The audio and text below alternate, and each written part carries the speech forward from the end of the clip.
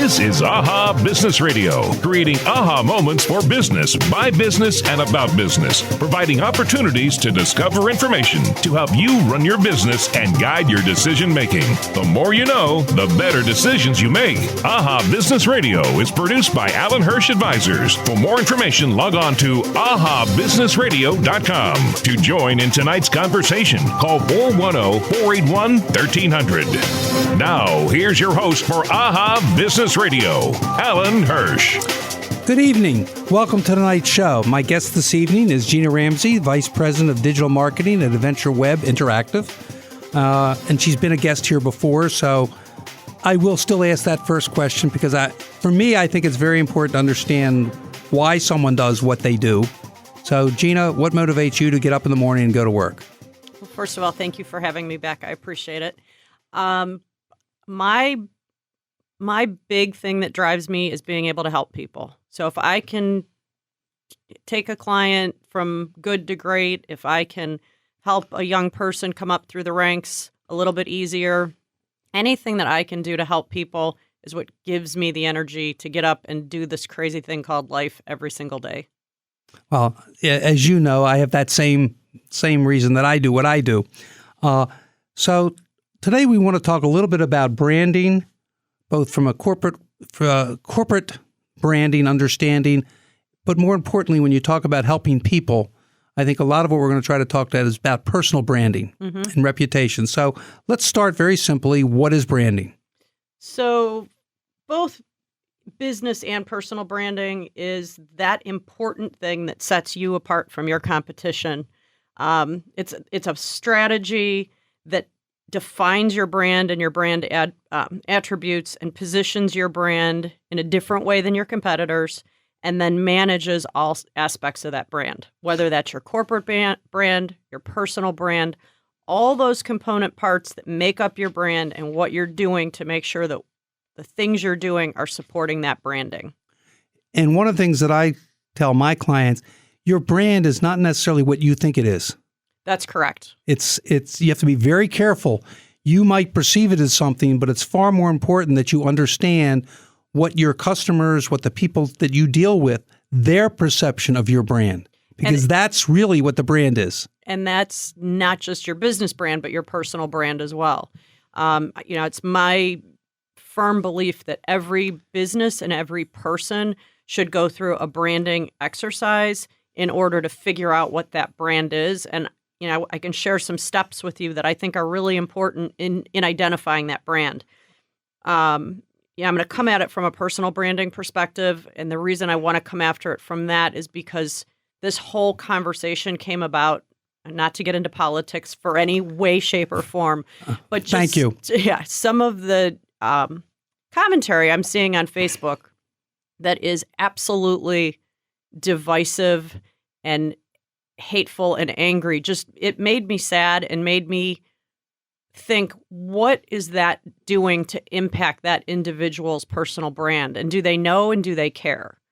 So we're going to talk not only now, but in the future. But 20 years from now with the digital memory. Exactly. Once it's out there, you can't get it back. It's if you think about it from a personal brand, somebody in college or in high school that's doing all kinds of social media, putting up information, when they're looking to be hired as an employee 10 years down the road in their mid-20s, what they did in their teens is going to be there for people to see. It can come back and haunt you. So you have to be very careful what you put on and what you say on social media. So right. So, when you're looking at your personal brand, and I think, anybody that's in sales needs to understand that while they sell a product, and that product can be a physical product, an iPad or an HVAC, but it's also a service. People buy from people they know, like, and trust. So your personal brand has to represent exactly what you want to represent. So the first thing you need to do is define what your overall aspirations are.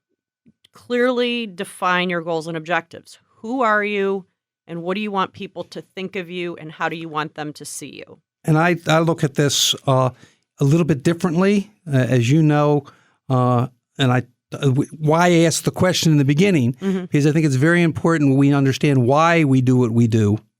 Because when you understand why I do what I do and what you do and someone else does, you're creating a better understanding. People will buy because they believe what you believe.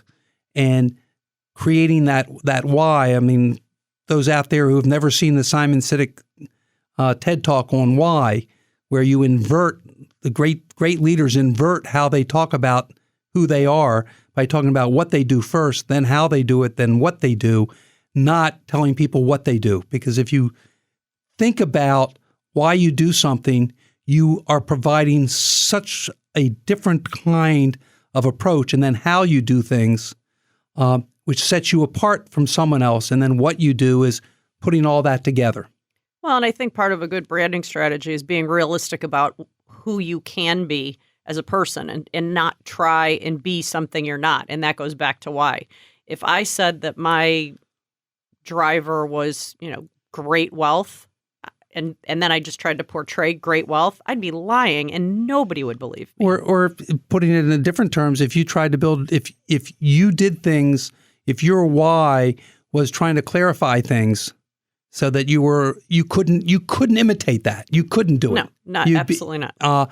And which is why, for me, and when you talk about creating that personal why, the owner of a business, their why they do things, actually creates the culture within the business.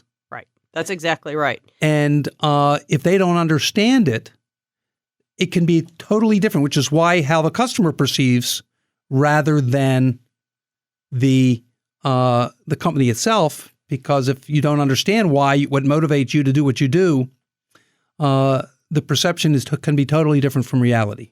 That's correct. And one of the ways to find out who you want to be when you grow up is to conduct some research and take a look at others who have gone before you that have done a really exemplary job of it. What have they done? What can you learn from what they're doing, whether it's good or bad? And, who are your competitors? What are they doing to brand themselves? And how does your brand fit into that or differentiate from that brand? And I think you want to look at your brand in terms of what you want that personal brand to convey. What objectives do you want people to associate with your brand? Do you want to be a boutique shop, or do you want to be the McDonald's of web development? Where do you fall within that, and does your brand portray that? Or, put it a different way. Do you want to be the upmarket or the quality person, or do you want to be a commodity? Right. That's exactly what I mean by McDonald's. Whether it's using other terms, Cadillac or a Volkswagen. Right. That's exactly right. What is it that you're trying to? What are you trying to do? And what is that brand going to say? If you want to be a Cadillac and you're charging McDonald's or Volkswagen pricing, you're going to be perceived as a Volkswagen, so you got to be able to bring those two together and balance them to create the right kind of perception. That's correct. And that kind of assessment is very difficult, because not only do you want to look at what you think you're currently branded as, you want other people to give you that input, because a lot of times people are looking at themselves and they see something that people outside the fishbowl don't see. So sometimes you have to ask some hard questions to find out, what is your brand being perceived as by other people? And then once you have all that information and you've done all your homework, then you need to put together your game plan. So what are some of the questions you would ask your existing customers or the people on the outside to give you some of that information? Well, I think I would ask, very open-ended questions like, how do you perceive my brand? What do you think my ideal customer is? Those kinds of questions, if they're telling you that they think that you're a Cadillac and that your current customers are CEOs and executives and people with larger paychecks, then the brand is kind of matching. But if you say, I want to be a Cadillac, but you're selling to, people that I'll go back to work at McDonald's just for lack of a better example, then maybe your brand is not dialed in right. And I think that that's probably the biggest mistake people make when they start a business or they go out into the business world is they don't do their homework. They don't try and assess who they are. They look at their product, they look at their audience, they look at their price, but they don't look at who they are and how they're being perceived by other people.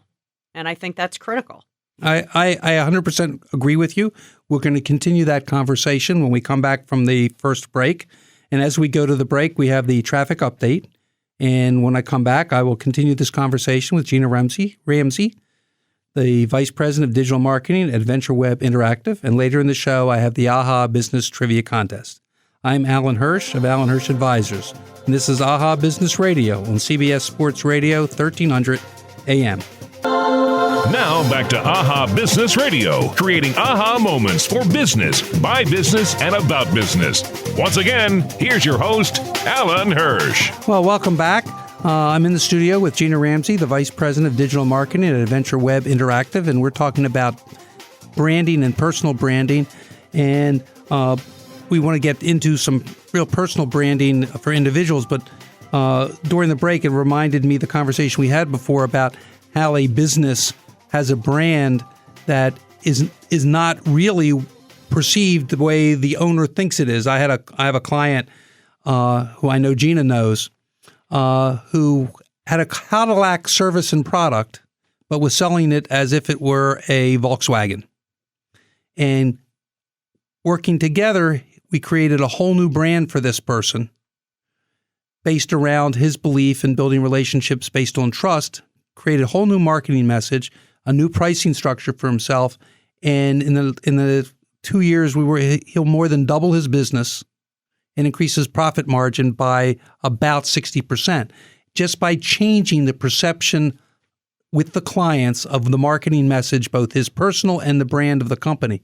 So when you find out what your brand is by understanding what your customers perceive you as, then you have to then change it to bring it back to reality. This individual did, and his business is now thriving.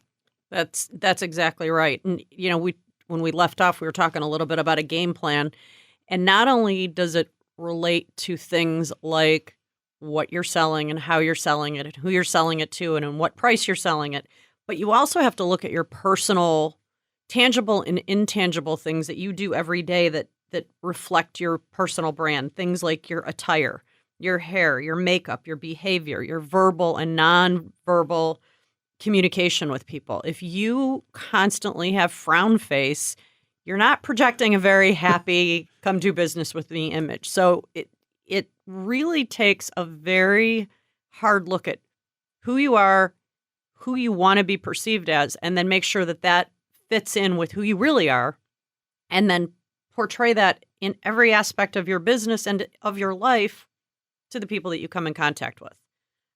We talked a little bit at the top of the hour about why I kind of thought about this, and you have to think about the things that are being put on social media, not only Facebook and Twitter, but LinkedIn. Are you utilizing that to enhance your brand, or using that to detract from your brand? Well, part of what you just said a little bit about how you present yourself. If you go out there and you're, whether a man or a woman, dressed in a suit, and it doesn't fit you properly, just because you're out in a suit and it doesn't fit you properly, that doesn't enhance your brand. That's exactly right. So you have to think about how you present yourself. It's, as you said, your hair, what you wear, and how you behave. And that's very important in building a personal brand. People buy from people. And people buy because they build a relationship, believe in the person, and have some kind of trust in that person. They don't buy from someone they don't like. That's exactly right. And, as you're out there in social, making sure that your brand is properly reflected, that you're not popping back and forth from, tweeting about gowns worn at the Oscar to, political commentary back to your product messaging. There's nothing wrong with having personal profiles, but ensuring that those are locked down to only the people you want them to know you personally. For example, I have a Facebook profile and a LinkedIn profile, and I meet people all the time at networking events, and invariably they try and friend me on Facebook, and that's not going to happen. I respectfully ask them to connect with me on LinkedIn. That's the place that I do business. And of course, some friends have come through to my Facebook because we've gotten to be friends and we've developed relationships. But if you look at my Facebook profile, which I know you won't because you don't have Facebook. Right. You know that. Yes. Actually, I do have one for business, but I really don't use it. Right. Since you manage you do manage on all my social media for me. Adventure Web does, which is great. And you do a wonderful job for me. But yes, I'm not on Facebook. Yeah. So if you look during the entire election period, I've posted one post about the elections, and the only thing I did was repost an article that it was from Politico magazine after the second debate, and it was just a fact check. It had all the citations. It wasn't because it's obvious you don't want to. If you on Facebook or on LinkedIn, so if you put an opinion in this hyperactive, hyper-volatile political time we live in, if you put it on an opinion, you run the risk of alienating those people whose opinion is on the other side. It's not about the opinion, but they need to trust you and they need to build a relationship on business, not a personal political. And that's, I think, what you're trying to say. Well, before you answer, just remind everybody that I have Gina Ramsey, Vice President of Digital Marketing at Adventure Web Interactive with me in the studio. Please call 410-481-1300 if you have any questions or you want to join the conversation. Again, 410-481-1300. So go on. I think it depends on the platform. I do not recommend anybody posts anything political on LinkedIn. That's your business face. Your Facebook profile is your personal face. If you are very careful about the way that you have things locked down in your privacy settings, I don't think that there's a problem with having an opinion or supporting a candidate or talking about anything controversial, as long as you know that could wind up, whether it's the friend of a friend, somebody that you do business with, that you happen to be friends with, could see that and make a judgment call.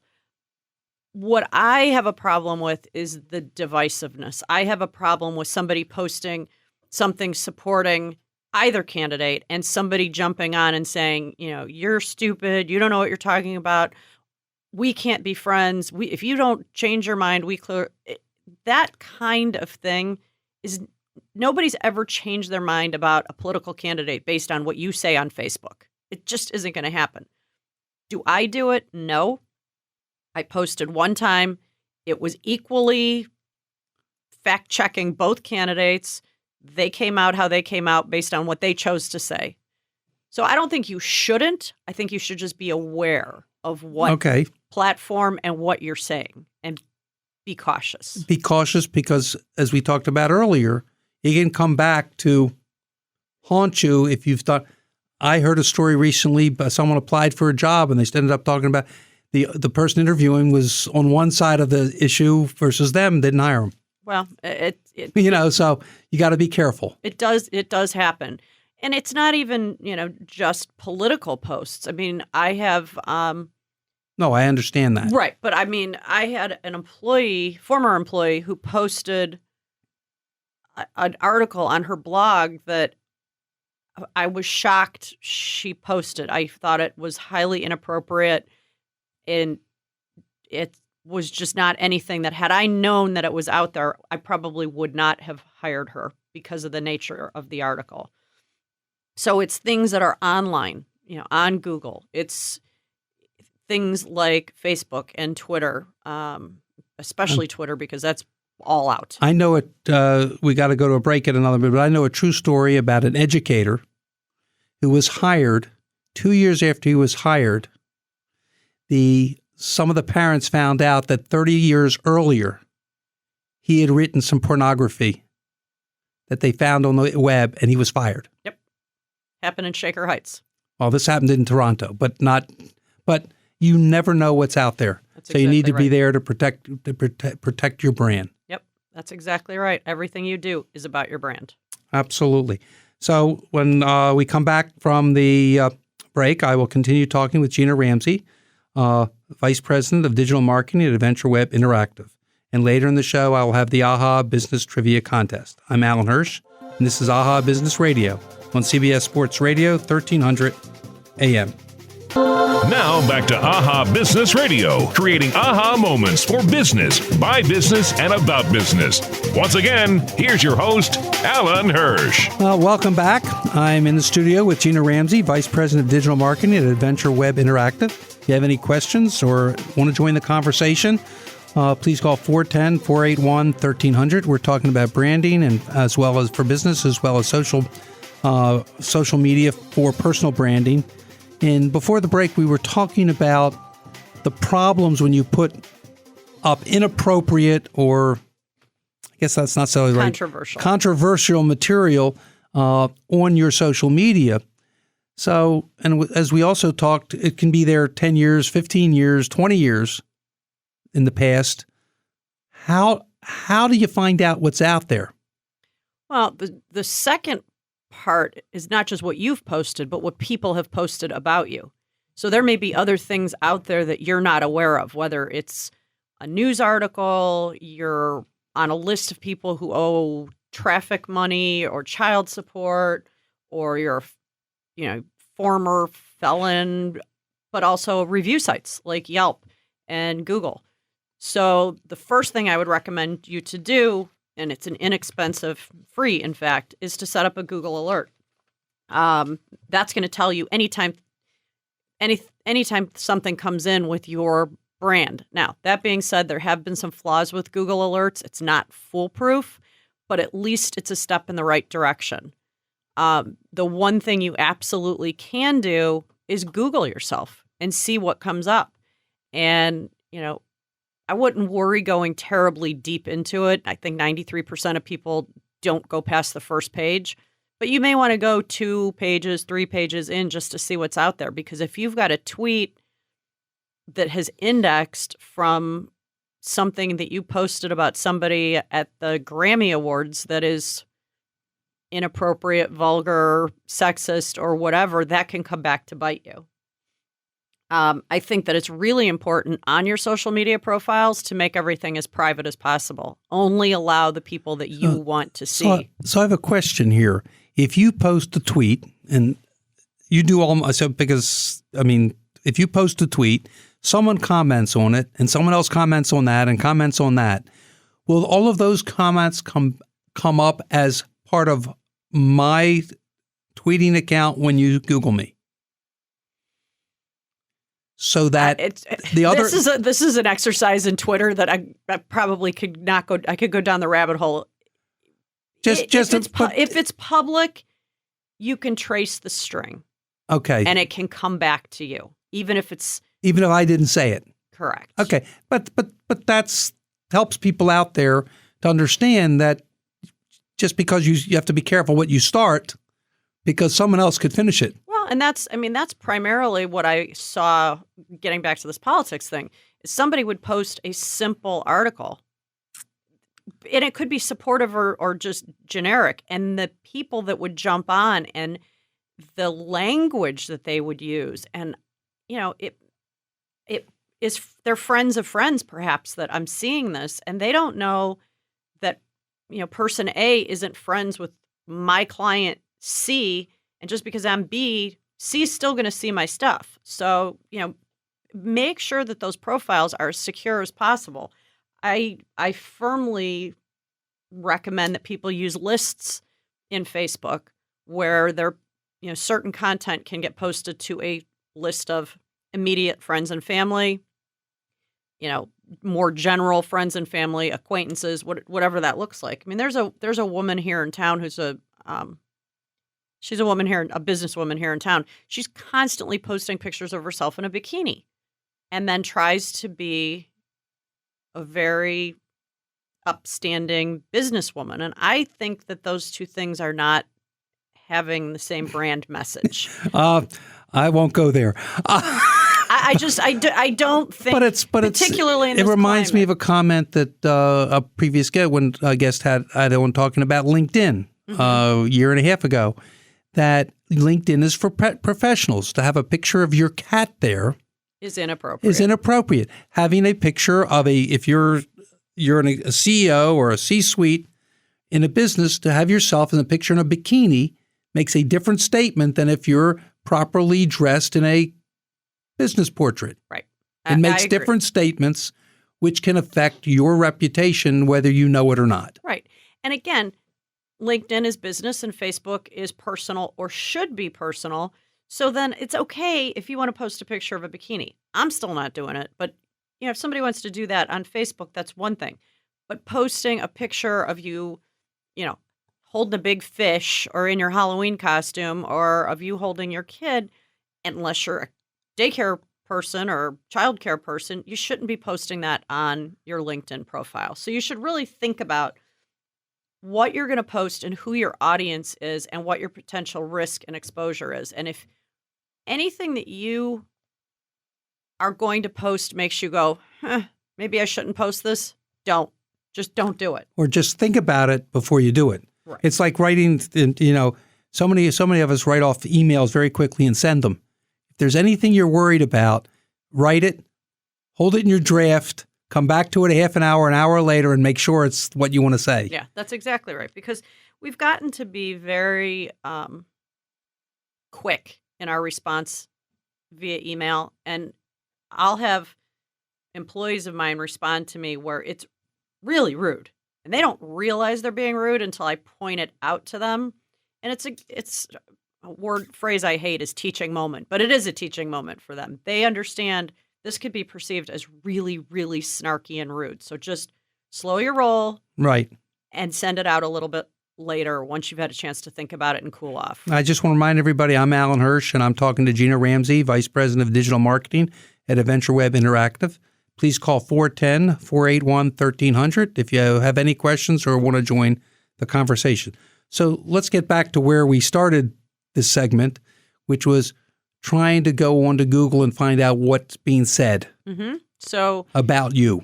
So there's a couple things. But I would add something here. Also about a business. The owners of a business, small, mid-sized business, multi-billion-dollar businesses should go on those sites. They probably do. But small, mid-sized could show on what are people saying about you? So here, I'm going to get a little technical for a minute, but it's important. If you Google yourself and you find a negative review, whether it's something that was written about you or a review on a review site or something you posted that got indexed, the crucial thing is do not click on it on the search engine results page. Every time you click that, you're telling Google, I performed a question. This was the answer that came back.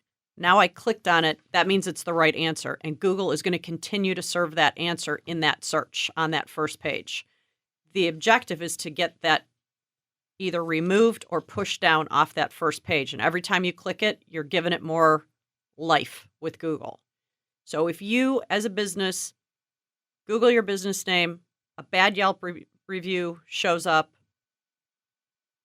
or your Yelp review shows up with 1 or 2 stars, go to Yelp and then go into your business profile and see what those reviews are about. So you don't want to click it on Google. You want to go into the website directly. That's correct. And that's whether it's personal or business. So if you see something when you Google yourself, you want to make sure, repeat, that you don't click it there because it adds to the circulation of it because people are interested in it through the Google, whatever they call it, analytics. The algorithms. The algorithms. So you want to actually go into the source site. That's correct. And see what is being said there. That's correct.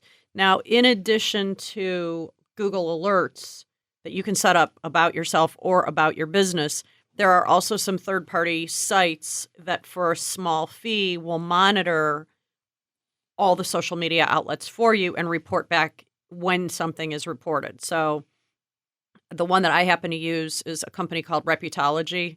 It's very inexpensive. It's $22 a month per location for your business. And anytime anything shows up on Yelp or TripAdvisor or any of the various and sundry lists and review sites, you're notified through a central dashboard and can manage that conversation off of the search engine results page and making sure that you're handling it in the space it needs to be handled in.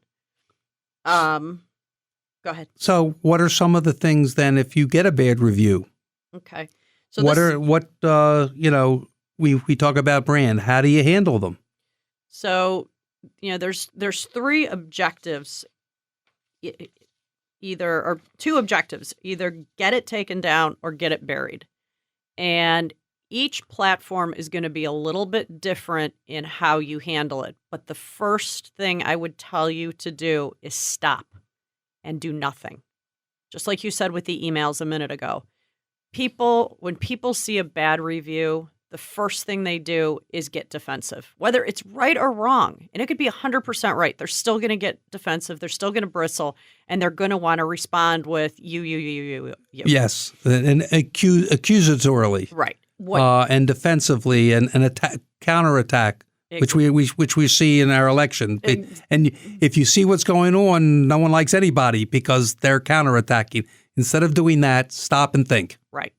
And then depending on the platform, some of them, if it appears to be an erroneous, perhaps one of your competitors went on and posted something, or, an outright crazy customer. Sometimes you can appeal to the platform to ask them to take it down. I'll use Yelp kind of as the example because they're the most challenging. If a new review pops up with Yelp, my inclination is to wait a few days. We have to go to a commercial break. Okay. So when we come back, we'll talk about how to deal with Yelp and how to get some of these things down or dealt with, how to deal with the customers or whatever it is. When we come back from the break, I will have the AHA Business Trivia Contest and then continue my discussion with Gina Ramsey, Vice President of Digital Marketing at Adventure Web Interactive. I'm Allan Hirsh of Allan Hirsh Advisors, and this is AHA Business Radio on CBS Sports Radio 1300 AM. Now back to AHA Business Radio, creating aha moments for business, by business, and about business. And now it's time for tonight's AHA Trivia Question, where you can win great prizes from the AHA Business Radio Show. Call 410-481-1300 if you know the answer. And now with tonight's AHA Trivia Question, here's your host, Allan Hirsh. Welcome back. Tonight's trivia question is, what is the most valuable sports franchise according to Forbes magazine? And this was published recently. The caller with the correct answer by calling 410-481-1300 will receive a gift certificate to the 1010 American Bistro, a member of the Bagby Restaurant Group, which is a wonderful restaurant in downtown Baltimore. Again, what is the most valuable sports franchise according to Forbes magazine? So please give us a call. Just remind everybody, I am talking to Gina Ramsey, Vice President of Digital Marketing of Adventure Web Interactive. And before we took the break, we were just talking about and using Yelp as the example of how we can go again to the site where the bad review or the comments are. And you were just talking about how you then deal with it. Right. So every business should have their profile registered so they get alerts as reviews come in. In the case of Yelp, there's a lot of nuances, and this is where having a professional online reputation management company help you with navigating these waters could be very helpful. So, for example, if somebody reviews you on Yelp and it's a bad review, but it's their only review, then that review may fall off. And if that review falls off, then you don't have to worry about it. But if it sticks, you've got to respond to it. And I had said before, think about it before you respond. Okay. Don't respond negatively. Take it offline. Dear Mr. Customer, I'm very concerned about your issue. I'd like to personally help you. Please contact me at such and such and take it offline. Get it into your space, not into their space. Don't get into an argument or a contest with the person he said, she said. And I use the expression a pissing contest Yep. on because that all will then affect the way you behave. I believe we have a caller name of Zed. Zed, and this is Allan Hirsh. Hey, Alan, how's it going? Fine, thank you. Yourself? Do you Good. Do you know the answer to the trivia question? Yeah, are we talking the most valuable franchise in the world or in the U.S.? It's in the world. It would be Real Madrid. Actually, that was 2015. They were second in 2016 this year. So apologize, but you didn't have the correct answer. Let me go to Jeff. Jeff, you there? Yes, the New York Yankees. No, they're actually number 4. But thank you for giving us a call. Appreciate it. So we were talking about the reputation again, Right. and you don't want to just remind myself. You don't want to get in a contest online. That's correct. It's ugly. You don't want to make the client feel defensive. You don't want to look like you're denying the truth of the claim. And if you can take it offline and satisfy the need of the customer, there's a very good chance they'll go back in and either remove or amend the review to say that you've taken care of them. And that's the ultimate goal. You want to make sure that you can get those stars where you want them. You don't want a 1 or a 2 star. You want 5 star. And then if that's at the top of the Google search, golden. That's what you want. Because it will show that they've modified the review because you've done something to alleviate their concerns. That's exactly right.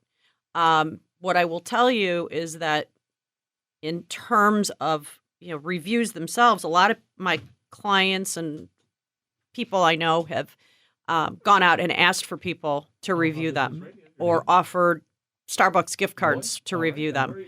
If Google or if if Yelp gets wind of you requesting reviews, they will filter all of your positive reviews and only show your negative reviews. Yelp will deny that conversation that I just had, but this has been my experience with my clients where they've done that. Okay, I got another caller.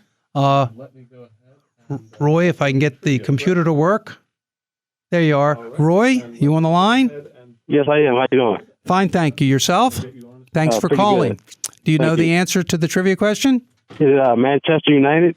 No, they're actually number 5. So everyone okay. it's the and 1 and 3 have not been named yet. But I appreciate you for giving us a call. Thank you. All right, thank you. I have Carl. Carl, you're on the line? Yes. Is it the Dallas Cowboys? Absolutely. Dallas Cowboys, they're worth, according to Forbes magazine, worth $4 billion. Wow. Carl, if you'll hold the line, Nathan will take your information and we'll get that gift certificate out to you in the next day or 2. Great. Thanks so much. Okay. Thank you.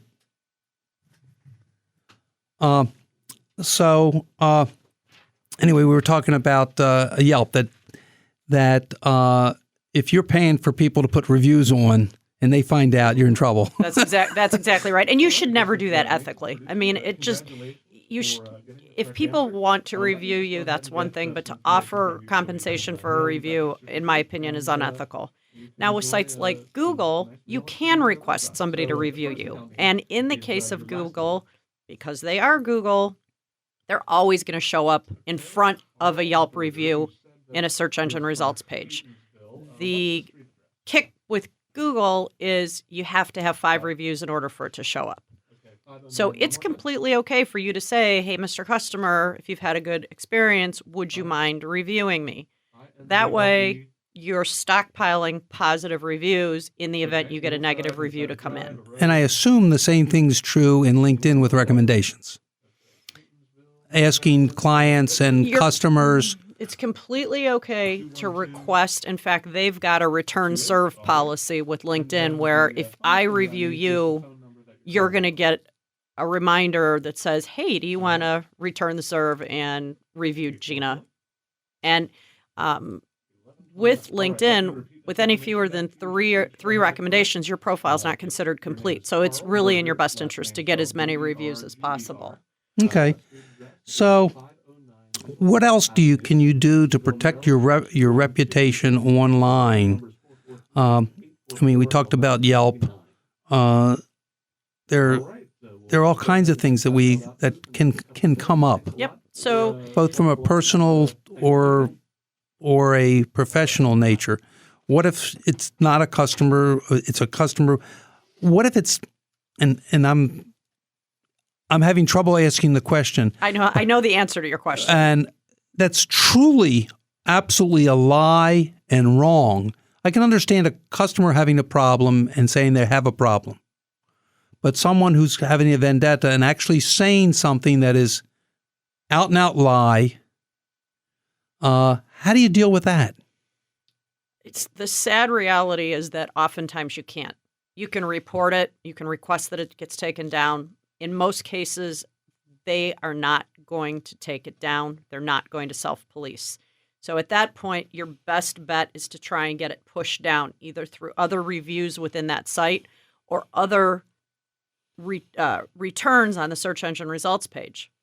So if you go and type in Gina Ramsey and I want my Facebook profile to be at the bottom, I need to beef up all those other profiles to push Facebook down. It's not going to happen with me because I'm on Facebook all the time. But you can use other profiles to push down other results. So there's a site called Ripoff Report.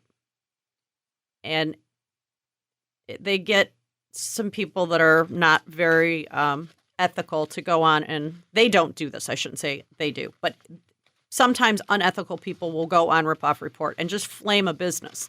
And if they do that, you can sign up for Manta and Hot Frog and LinkedIn and Google Plus and Pinterest and Flickr and post things to those profiles, Instagram, that'll push that listing on the search engine results page down. So, utilizing image banks are a really good way to get those indexed into search and push down those lesser known, lesser visited sites that may be a problem for you that may not be true.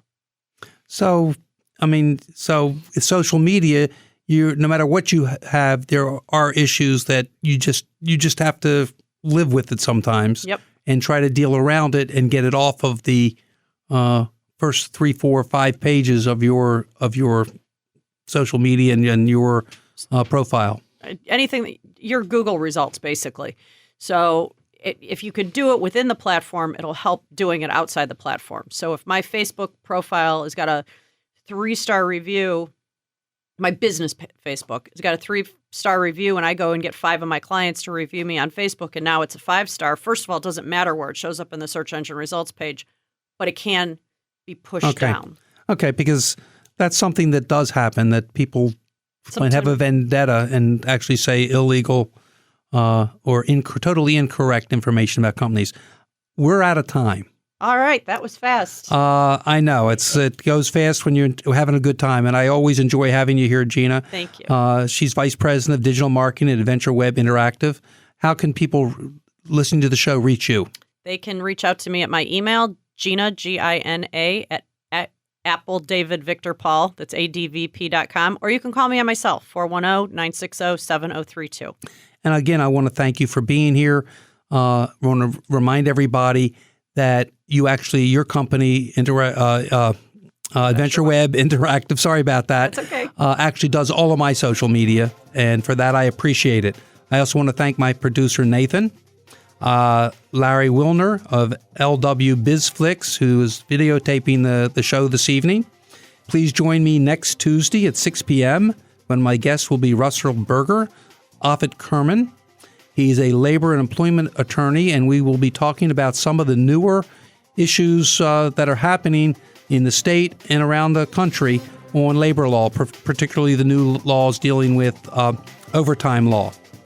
I'm Allan Hirsh of Allan Hirsh Advisors, your host. To reach me, call 443 977-4500 or visit my website, www.allanhirschadvisors.com.